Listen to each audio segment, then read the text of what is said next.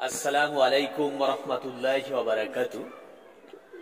বাংলাদেশের সরকারি 15 বছর করার জোর দাবি জানাচ্ছি। কেন 15 বছর করা লাগবে? যে দেশের জনগণ অনেক বেশি, অবশ্যই সরকারি চাকরিগুলো যদি 15 বছর করে করা হয় মেয়াদ, তাহলে জনগণগুলো বেঁচে যাবে। কেউ খাবে আর কেউ খাবে না, এরকম বাটপারি চিটারি নীতি এদেশে থাকা উচিত নয়। এক ঘরে দুইজন চাকরি করে স্বামী স্ত্রী, এটাও করা যাবে না। এক ঘরে যদি একজন সরকারি চাকরি করে তাহলে একটা পরিবার বেঁচে যাবে। স্বামী স্ত্রী দুইজনই চাকরি করবে, এইসব নীতি আদর্শ থাকবে না এদেশে।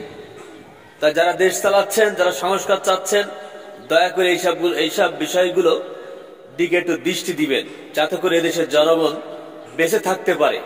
কেউ খাবে আর কেউ খাবে না, এরকম নীতি আদর্শ আমরা চাই না। আজ 53 বছর ধরে এরকম চলে আসছে, কেউ খাচ্ছে আর কেউ খাচ্ছে না। আমরা এমন নীতি চাই না।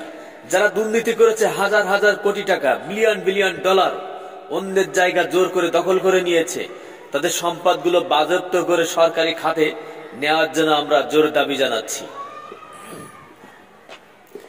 দেখা যাচ্ছে এক ঘরে 5 জন চাকরি করছে, সরকারি চাকরি করছে। কয়জন? 5 জন।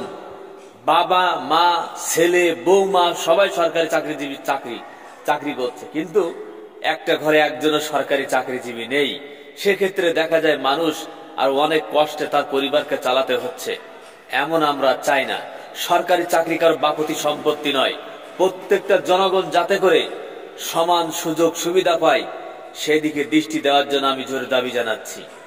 এক ঘরে একজন চাকরি করবে, 2 জন নয়। এবং সরকারি চাকরি মেয়াদ করা হোক 15 বছর। 15 বছর করেই নতুন ব্যাচ আসবে। তাহলে আবার নতুন ব্যাচ যখন আসবে, তাহলে আমাদের দেশে সবাই সুযোগ সুবিধা পাবে। আসসালামু আলাইকুম রহমতুল্লাহি ওয়া বারাকাতুহু। যদি আমার চ্যানেলটি ভালো লেগে থাকে, সাবস্ক্রাইব করে দিবেন, লাইক করে দিবেন, শেয়ার করে দিবেন।